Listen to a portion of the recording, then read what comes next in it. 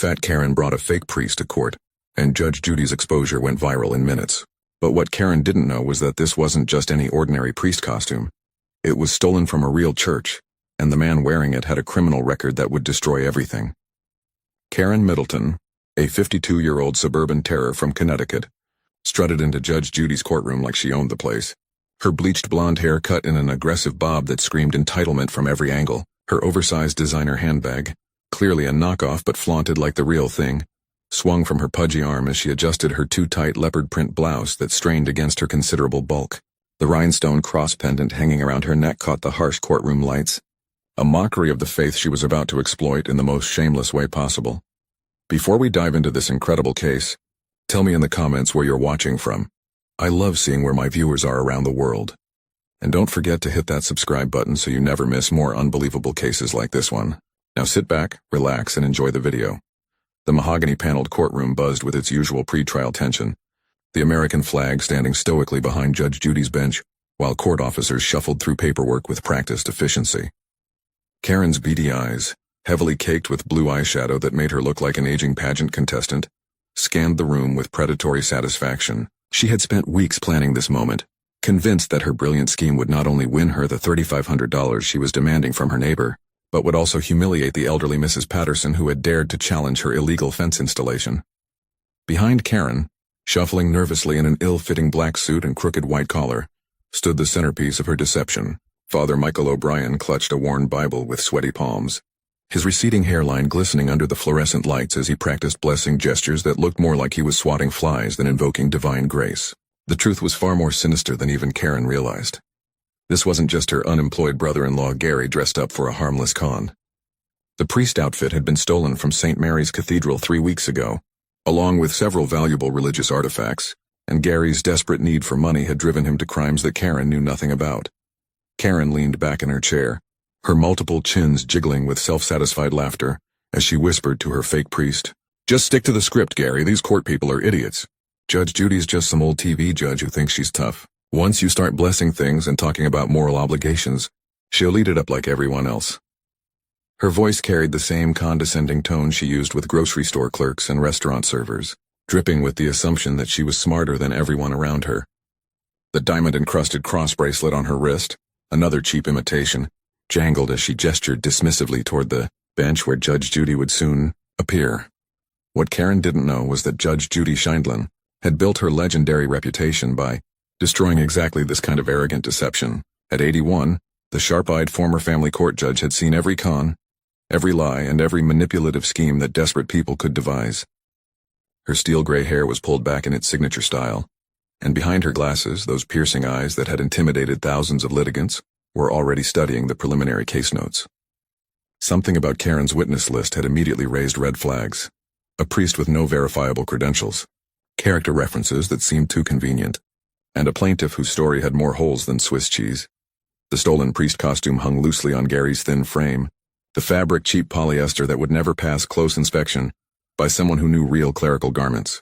His hands trembled as he fumbled with the fake rosary beads that Karen had bought from a Halloween store, the plastic crucifix already showing chips in its gold paint. The irony was lost on both conspirators. While they plotted to use faith as a weapon of deception, real consequences were closing in from multiple directions.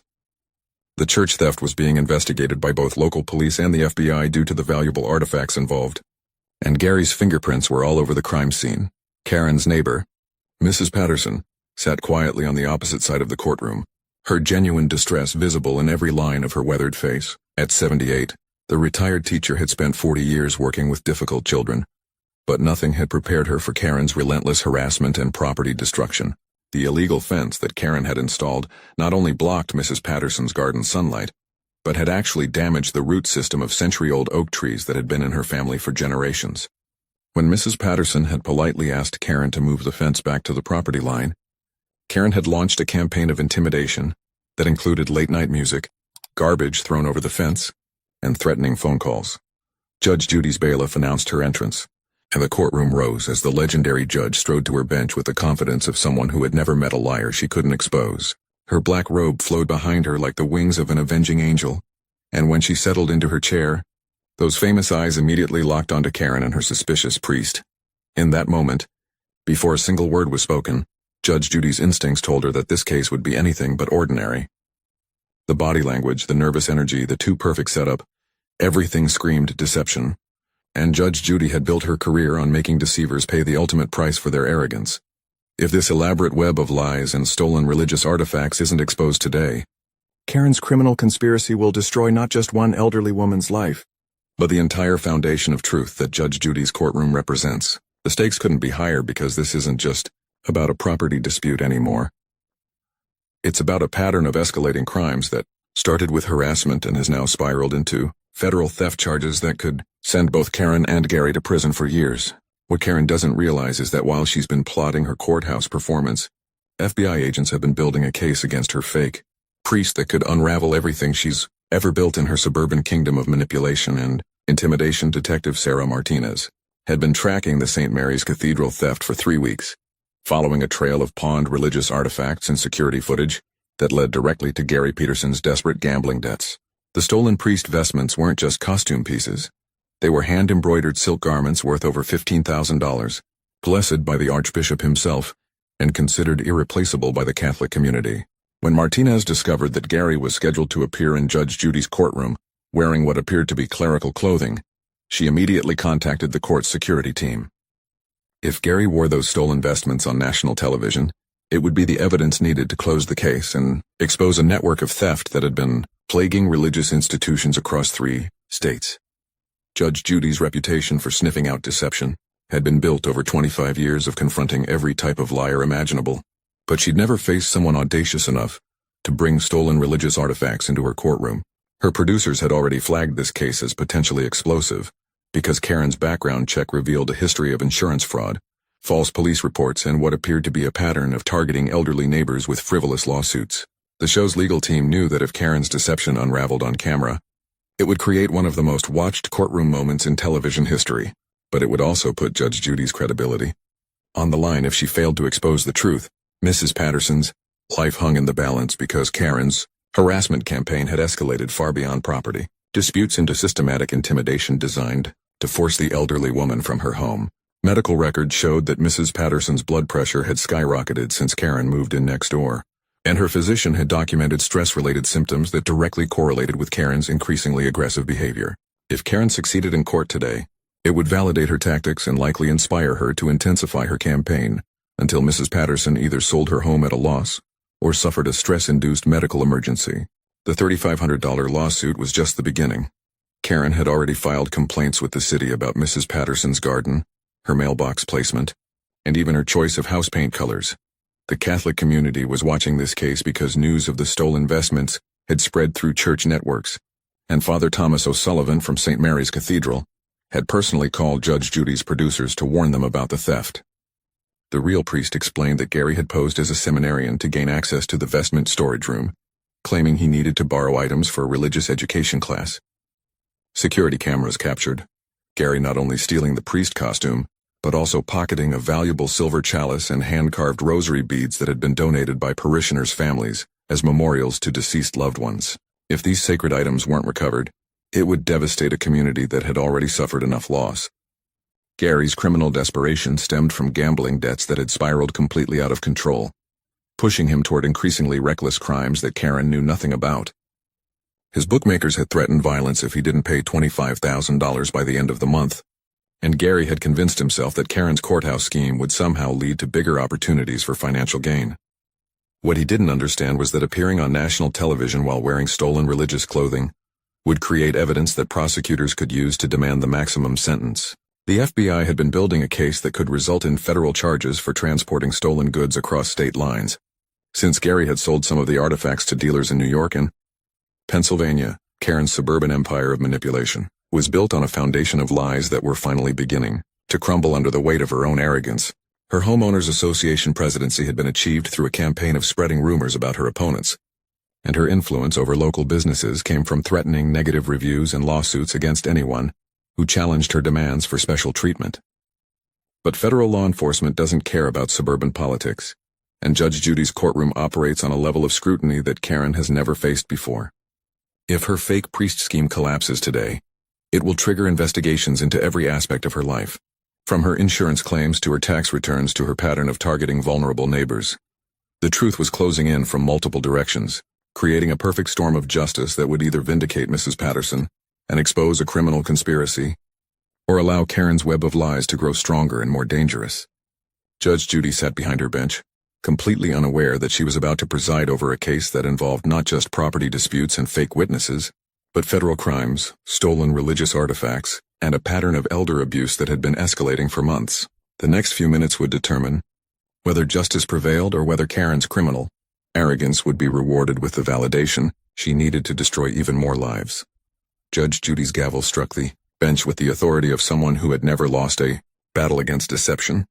But as she looked down at Karen and her suspicious priest, she had no idea she was staring at the most elaborate criminal conspiracy ever to enter her courtroom.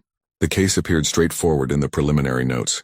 A neighbor, dispute over property damage with a character witness. But Judge Judy's legendary instincts immediately detected something rotten beneath Karen's overly sweet smile and theatrical religious display. Mrs. Middleton, Judge Judy began, her voice carrying that familiar edge that had made thousands of liars squirm over the decades. You're suing Mrs. Patterson for $3,500, claiming she damaged your fence during what you call aggressive gardening. Tell me exactly what happened. Karen stood up with exaggerated dignity, her fake diamond cross catching the courtroom lights as she launched into a performance worthy of a bad soap opera. Your Honor, Mrs. Patterson has been terrorizing me for months with her out-of-control vegetation, she declared, gesturing dramatically toward the frail elderly woman across the aisle. She deliberately planted invasive vines that destroyed my beautiful new fence. And when I asked her nicely to control her jungle, she became verbally abusive and threatened me with garden tools. The lies flowed from Karen's mouth like poison, each word carefully crafted to paint herself as the victim, while making Mrs. Patterson sound like a dangerous lunatic. Judge Judy's eyes narrowed as she studied Karen's body language, noting the telltale signs of deception. The slight tremor in her voice when she claimed to have asked nicely, the way her eyes darted away when describing the supposed threats, and the theatrical hand gestures that seemed designed to distract rather than illustrate.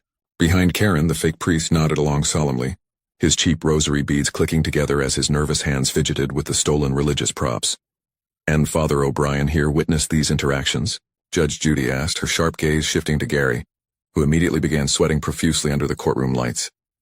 The stolen vestments felt like they were burning his skin as he stammered. Yes, Your Honor, I was visiting Mrs. Middleton to discuss her wonderful charity work when I witnessed Mrs. Patterson's completely unprovoked aggression. His voice cracked on the word charity, and Judge Judy's famous intuition immediately flagged the inconsistency. In 25 years of courtroom experience, she had never heard a priest sound so uncertain when discussing charitable works. Mrs. Patterson sat quietly, her hands folded in her lap, the picture of genuine dignity that stood in stark contrast to Karen's theatrical performance. When Judge Judy asked for her version of events, the elderly woman's voice trembled with authentic emotion as she described months of harassment, property destruction, and intimidation tactics designed to force her from the home she had lived in for 40 years. Your Honor, Mrs. Patterson said softly, I never threatened anyone. I simply asked Mrs. Middleton to move her fence back to the property line because it was blocking sunlight from my late husband's memorial garden.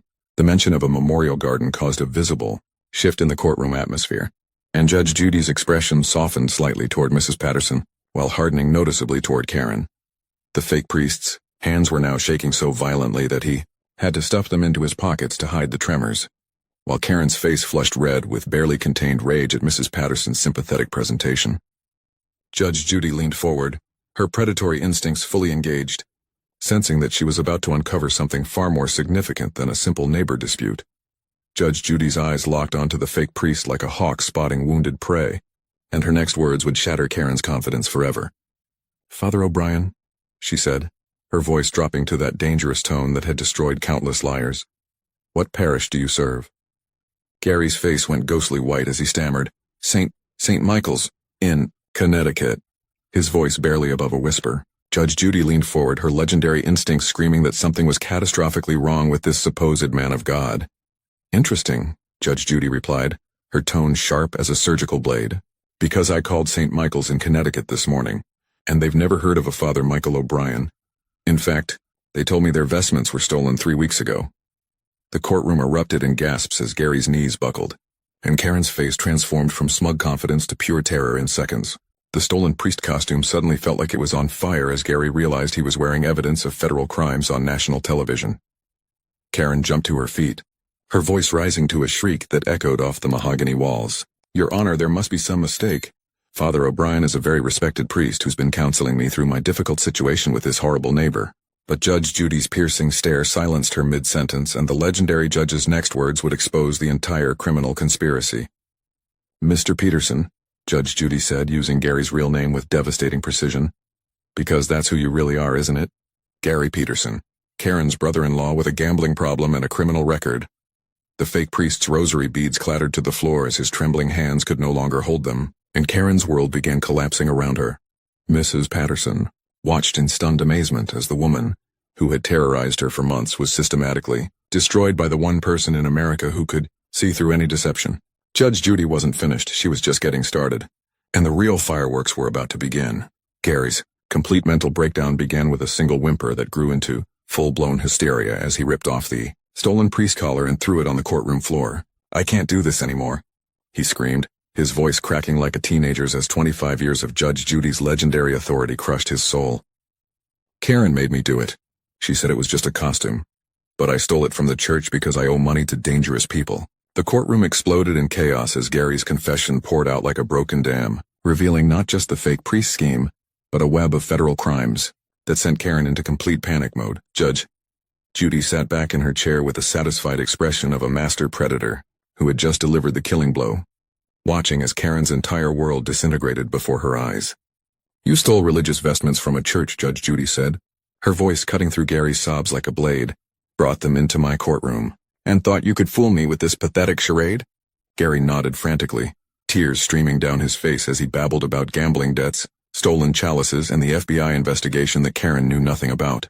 The camera captured every moment of his complete psychological collapse as he begged Judge Judy for mercy that would never come.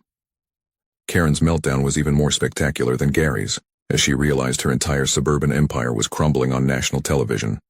"You can't do this to me," she shrieked, her face purple with rage as she pointed accusingly at Judge Judy. "I'm Karen Middleton. I run the Homeowners Association. I have connections." But Judge Judy's legendary death stare silenced her tantrum immediately, and her next words would deliver the final devastating blow. "Mrs. Middleton, you brought a criminal wearing stolen religious clothing into my courtroom to commit perjury against an elderly woman. You're not just losing this case, you're facing federal charges." The bailiff stepped forward as Karen continued screaming about lawsuits and connections. But Judge Judy wasn't finished destroying her yet.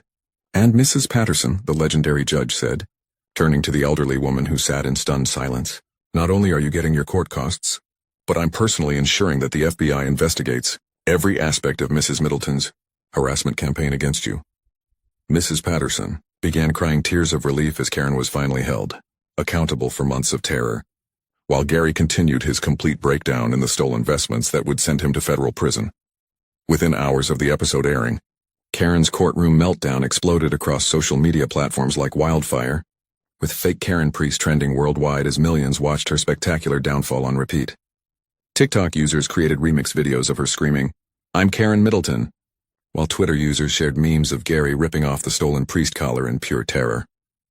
The FBI moved swiftly to arrest both conspirators before they could flee, with Gary's gambling creditors ironically providing additional evidence about his desperate crimes when they tried to collect their debts from a man now facing federal prison. Mrs. Patterson became an overnight internet hero, with a GoFundMe campaign raising over $50,000 to restore her late husband's memorial garden that Karen had destroyed.